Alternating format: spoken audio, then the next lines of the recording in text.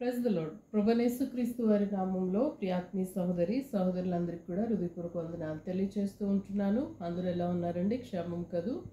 ప్రియమైన దేవుని బిడ్డలారా, ఈ యొక్క సమయంలో కొన్ని నిమిషాలు మనము దేవుని యొక్క మాటలు వినటానికి దేవుని సముఖమందు కూర్చుని ఉన్నవారముగా ఆసక్తితో దేవుని మాటలు విందాము. రండి ప్రియమైన సహోదరులారా, దేవుని యొక్క పరిశుద్ధ లేఖనము నుంచి కొన్ని మాటలు ధ్యానించుకుందాము. దేవుడు మానవునికి ఒక విచక్షణ అనేటువంటి ఆ జ్ఞానాన్ని అనుగ్రహిస్తూ వచ్చినారు. ప్రతి ఒక్క మానవుల్లో కూడా ఏది మంచి ఏది చెడు అనేటువంటి విషయాన్ని గమనించాల్సిన వారముగా మనకి దేవుడు జ్ఞానం ఇచ్చినారు. అయితే మనము ఎన్నుకున్నటువంటి మార్గము లేక మనం ఎన్నుకున్నటువంటి స్నేహము ఏదైనా ఉంది అనంటే అది మనకు మంచిదిగా ఉండాలి, మనకు మంచిని చేసేదిగా ఉండాలి.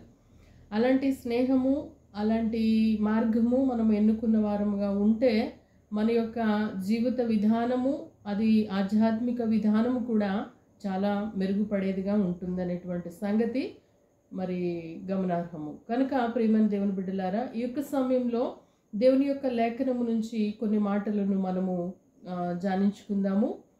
సామెతల గ్రంథంలో ఒక మాటను ఉంటుంది, మనకి తెలిసినటువంటి మాటనే మరొకసారి మనము చదువుకుని జ్ఞాపకం చేసుకుందాం. సామెతల గ్రంథము 17వ అధ్యాయము 17వ వచనంలో చదువుతూ ఉన్నాను. 17వ అధ్యాయము 15వ వచనం. నిజమైన స్నేహితుడు విడువక ప్రేమించును, దుర్దశలో అట్టివాడు సహోదరుడుగా నుండును. నిజమైన స్నేహితుడు, మనము ఎవరితో సహవాసం చేయాలి, ఎవరితో స్నేహము చేయాలి అని మనము జ్ఞాపకం చేసుకున్నట్లయితే ఇక్కడ సామెతలు సొలొమోను రాస్తా ఉన్నారు, నిజమైన స్నేహితుడు విడువక ప్రేమించేవాడుగా ఉంటాడట.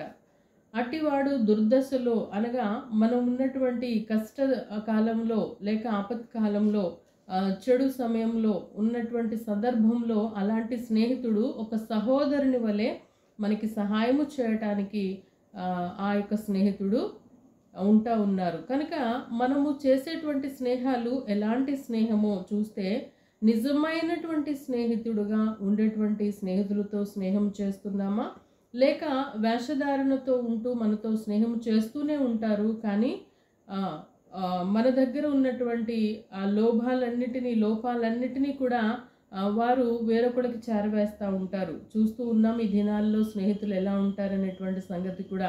మన దగ్గర మనలానే ఉంటారు, మన గురించి ఇతరులకు చెడుగా మాట్లాడే స్నేహాలు కూడా ఉన్నాయి. కనుక ఈ సొలొమోను జ్ఞానంతో అంటున్నాడు, నిజమైన స్నేహితుడు ఎప్పుడూ కూడా విడవకుండా ప్రేమించే స్నేహితుడుగా ఉన్నారట. అలాంటి స్నేహితుడు దుర్దశలో, ఆపత్కాలంలో, కష్టకాలంలో అలాంటి స్నేహితుడు ఒక సహోదరుని వలె మనకు సహాయం చేసేటువంటి స్నేహితుడిగా ఉన్నారు. ఈ లోకంలో ఉన్నటువంటి స్నేహాలన్నీ కూడా ఇప్పుడు చూస్తూ ఉన్నాము, చాలా చెడు స్నేహాలే ఉన్నాయి కానీ మంచి స్నేహితులు కూడా ఉన్నారు, అలాగని అనడానికి లేదు. కానీ ఆ మంచి స్నేహము ఎంత మంచి స్నేహం అనేటువంటిది మనము గమనించి వారితో స్నేహము చేస్తే మనము మేలు పొందుకునే వారముగా ఉన్నాము. కనుక నిజమైన స్నేహితుడు విడువక ప్రేమించును, దుర్దశలో అట్టివాడు సహోదరుడుగా ఉండును. అంతేకాదు అదే సామెతల గ్రంథము 18వ అధ్యాయంలో ఒక మాట అంటాడు. 18వ అధ్యాయం 24వ వచనాన్ని చదువుతున్నాను, చూడండి. 18వ అధ్యాయం 24వ వచనంలో చూసినట్లయితే, బహుమంది చెలికాండ్రు గలవాడు నష్టపడును అనే మాట మనం చూస్తూ ఉంటాం. బహుమంది స్నేహితులు, చాలా మంది స్నేహితులు ఉన్నవారు నష్టపోయేవారుగా ఉన్నారు. అది ఎలాంటి స్నేహము అనంటే 1-2 స్నేహం అది పెద్ద విచిత్రం ఏమి కాదు, కానీ చాలా మంది స్నేహితులు ఉంటారు. మంచిని కోరేవారు ఉండొచ్చు, కానీ ఆ చాలా మంది స్నేహితులలో ఒక్కొక్కరి మెంటాలిటీ ఒక్కోలా ఉంటుంది కనుక వారు మనలను పాడు చేసేవారుగా ఉంటారు, మన ఆలోచనలు చెరిపేవారుగా ఉంటారు. మన సహవాసాన్ని కూడా వారు అలుసుగా చూసి మనలను పాడు చేసేటువంటి స్నేహాలు ఉన్నాయి. కనుక చూడండి, బైబిల్ గ్రంథంలో ఒక మంచి స్నేహితుడు ఎవరు అనంటే యోనాతాను ఉన్నాడు. దావీదును ఎంతో ప్రియునిగా ప్రేమించినటువంటి స్నేహితుడిగా ఉంటున్నాడు. చూడండి, సమూయేలు గ్రంథంలో మనం చూస్తాం మాటను. మొదటి సమూయేలు గ్రంథము 18వ అధ్యాయము. అనేక సందర్భాల్లో మనం ఈ యొక్క విషయాన్ని మాట్లాడుకుంటూ వచ్చాము బైబిల్ గ్రంథం నుంచి. మరొకసారి మనము జ్ఞాపకం చేసుకుందాం. 18వ అధ్యాయంలో 3వ వచనాన్ని చదువుకుందాము. చూడండి, దావీదు తన ప్రాణ స్నేహితుడని భావించుకొని అతనిని ప్రేమించుచు యోనాతాను అతనితో నిబంధన చేసుకునెను. ఈ యొక్క దావీదును ప్రేమించినటువంటి సౌలు కుమారుడైనటువంటి యోనాతాను ప్రాణ స్నేహితుడులా దావీదునకు అనేక సందర్భాల్లో ఆపత్కాలంలో తను సహాయపడుతూ వచ్చినాడు. దావీదును తప్పించాడు. కొన్ని సందర్భాల్లో వారు తండ్రి తరుముతూ ఉన్నప్పుడు దావీదును యోనాతాను తప్పించిన వాడుగా ఉంటున్నాడు. ఆ మాట కూడా మనం చూసినట్లయితే 19వ అధ్యాయము 2వ వచనంలో ఈ మాటను చదువుదాము. చూడండి, సౌలు కుమారుడైన యోనాతాను దావీదు యందు బహు ఇష్టము గలవాడై ఉండి దావీదుతో ఇట్లనెను, నా తండ్రి అయిన సౌలు నిన్ను చంపవలనని ప్రయత్నము మీద నున్నాడు, కాబట్టి నీవు ఉదయమున జాగ్రత్త పడి రహస్యమైన స్థలమందు దాగి ఉండుము. చూడండి, ఇక్కడ ఎంత మంచి స్నేహితుడు అంటే, తన తండ్రి అయినప్పటికీ కూడా, ఎవరు యోనాతాను తండ్రి సౌలు అయినప్పటికీ కూడా తన తండ్రే, కానీ స్నేహితుడకు అన్యాయం జరగకూడదు, స్నేహితునికి కష్టము కలగకూడదు, స్నేహితుడిని కాపాడాలి అనేటువంటి ప్రాణ స్నేహితుడిగా ఒక సహోదరుని వలె యోనాతాను తన తండ్రి చేస్తున్నటువంటి ప్రయత్నాలన్నిటినీ దావీదుకి తెలియచేశాడు. నా తండ్రి చంపచూస్తున్నాడు నిన్ను, కనుక ఉదయకాలం నువ్వు జాగ్రత్తగా ఉండుము అని చెప్పి మాట్లాడుతూ ఉంటున్నాడు. కనుక ప్రియమైన దేవుని బిడ్డలారా, మంచి స్నేహితులు ఎప్పుడు కూడా మన మేలును కోరి, మన క్షేమాన్ని కోరి మనకు ఉపకారం చేసేవారుగా ఉంటారు. చూద్దాము, చిన్న కుమారుడు చూసాము కదా, చిన్న కుమారుడు ఉన్నాడు. తన స్నేహితులకు చాలామంది తనతో వ్యసనగాండ్రుతో స్నేహం చేశాడు. తన ఆస్తిని అంతా పాడు చేసుకున్నాడు. తన దగ్గర ఉన్నటువంటి ధనం ఉన్నంతసేపు వారందరూ తను కూడా ఉన్నారు. అది కాస్త అయిపోయిన తర్వాత ఎవరికి వారు వెళ్ళిపోతూ వచ్చినారు.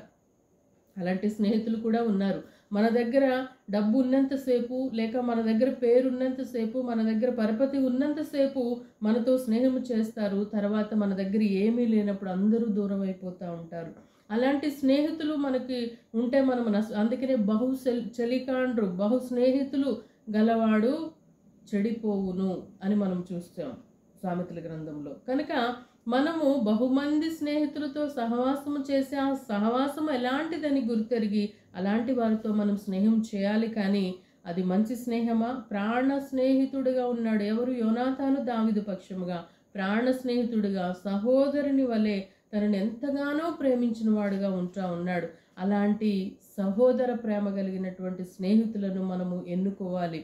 అనంటే మనకు విచక్షణ జ్ఞానము దేవుడు అనుగ్రహించాడని చెప్పుకున్నాము కదా, దానిని గమనించి ఎవరు మనకు ఉపకారిగా ఉంటారు, మన స్నేహము ఎలాంటిది, అది దైవికమైన స్నేహమా, లోకానుసారమైన స్నేహం? చూడండి, లోకానుసారులతో మనం స్నేహము చేస్తే వారితో మనల్ని కూడా చెరిపేవారుగా ఉంటారు. వారి వ్యసనాల్లో మనల్ని కూడా పాలు పంపులు పొందుకునేటువంటి వరకు కూడా వారు ఊరుకునేవారుగా ఉండరు. కనుక మన స్నేహము ఆత్మీయమైనటువంటి స్నేహముగా ఉండాలి, దైవికమైన స్నేహముగా ఉండాలి, మనలను బాగు చేసేటువంటి స్నేహముగా ఉండాలి, మనల్ని మంచి మార్గానికి నడిపేటువంటి స్నేహముగా ఉండాలి, నిత్య నరకానికి పంపేటువంటి స్నేహం కదా. అందుకని యోహాను సువార్తలో అంటాడు, మీరు నా కట్టడలు నా విధులన్నీ జాగ్రత్తగా అనుసరించి నడుచుకునే ఎడల. యోహాను సువార్తలో మాట ఉంటుంది. యోహాను సువార్త 15వ అధ్యాయము 14వ వచనంలో మాట, నేను మీకు ఆజ్ఞాపించినటువంటి వాటన్నిటినీ చేసిన ఎడల మీరు నాకు స్నేహితులవుదురు అని చెప్పి ప్రభువారు చెప్తూ ఉంటున్నారు. మనము దేవుని యొక్క మాటలన్నిటినీ అనుసరించి నడుచుకుంటే ప్రభువునకు మనము స్నేహితులం అవుతామంట. ఆయనే నిజమైన స్నేహితుడు. ఆయన మనల్ని విడువక ఎప్పుడు కూడా ఎల్లప్పుడూ ప్రేమించిన వాడుగా ఉన్నారు. మన ఆపత్కాలంలో ఆయన నమ్ముకొనదగినటువంటి స్నేహితుడిగా ఉంటున్నాడు. అలాంటి దేవునిని మనము విడిచి లోకస్తులతో సహవాసము చేస్తే మనము నష్టపోయే వారముగానే ఉంటాము, కానీ మేలును పొందుకునే వారముగా ఉండరు. మన నిజమైన స్నేహితుడు ప్రభువారై ఉంటున్నారు. ఆయనతో మనం సహవాసము చేయాలి. ఆయన చెప్పినటువంటి మాటలను అనుసరించి నడుచుకో. అందుకని అంటున్నాడు, నేను చెప్పినటువంటి ఆజ్ఞలన్నిటినీ మీరు అనుసరించి నడుచుకునే యెడల మీరు నా స్నేహితులవుదురు. మనము ఆయన పవిత్రుడు, ఆయన నిర్దోషి, నిష్కల్మషుడు, పాపులలో చేరక ప్రత్యేకముగా ఉన్నటువంటి ప్రభువారై ఉంటున్నారు. అలాంటి ప్రభువుతో అపవిత్రులము, దోషులము మనము లేక అనేకమైనటువంటి చెడు అలవాట్లు కలిగిన వారిని ఆయన స్నేహితులుగా చేసుకోవడానికి ఇష్టపడుతూ ఉంటున్నాడు. ఎప్పుడు అనంటే ఆయన మాటను మనము అంగీకరించినప్పుడు. ఇక్కడ యోనాతాను కూడా దావీదునకు తనను ఎంతగానో ఇష్టముగా ప్రేమించిన వాడుగా ఉంటున్నాడు. దావీదును తప్పించిన వాడుగా ఉంటున్నాడు తన తండ్రి వేసినటువంటి పన్నాగములన్నిటి నుంచి.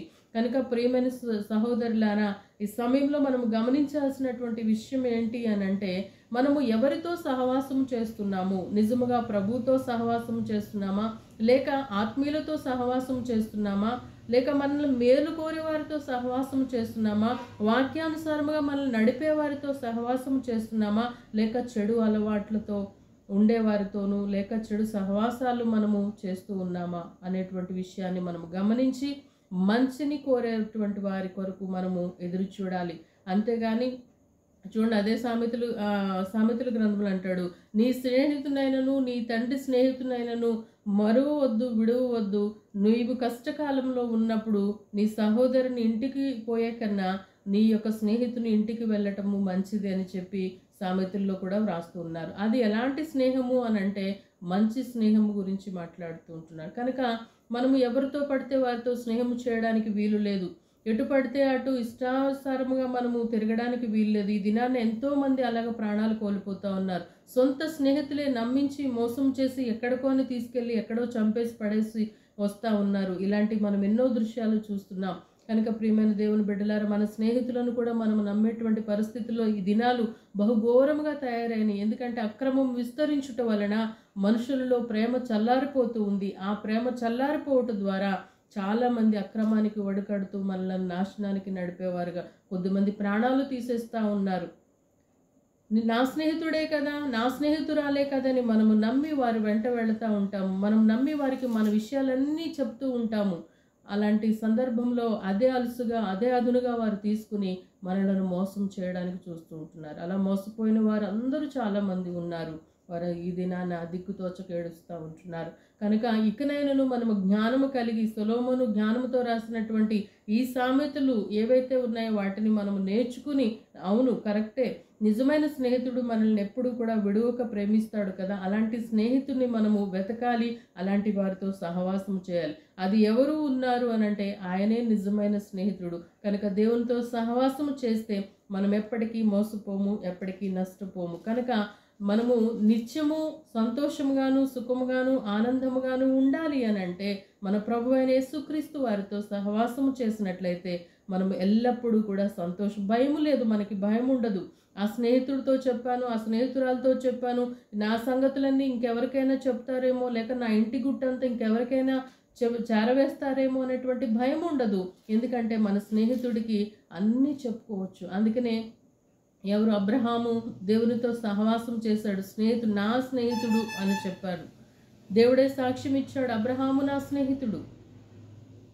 అందుకనే సొదొమ గుమొర్రా పట్టణమును నాశనం చేసేటువంటి సందర్భంలో నా స్నేహితునికి నేను ఏదైనా చెప్పకుండా చేసేదనా, రహస్యమైనది ఏదైనా నేను దాచేదనా అంటా ఉన్నాడు దేవుడు. కనుక మరి మన స్నేహితుడైతే మనకి జరగబోయేవి జరిగేవి మనం ఎలా ఉండాలో ఎలా బ్రతకాలో మన మేలును కోరి మనకు ఉపకారము చేసేటువంటి స్నేహితుడిగా ఉంటున్నాడు. ఆయనే నిజమైన స్నేహితుడు.